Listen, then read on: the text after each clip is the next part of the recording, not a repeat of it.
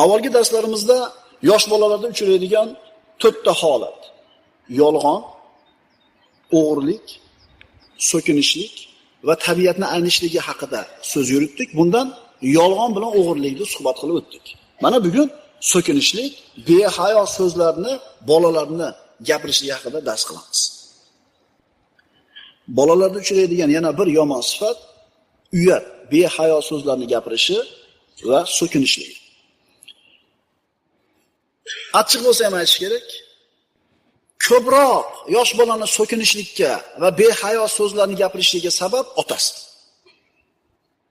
Jahl ustida, g'azabi kelganda, shu peli kelib turganda bir behayo so'zni gapiradi, hazillashib, g'azabdanmi, boshqa sabab bilan bolani qalbiga o'rnashib qoladi.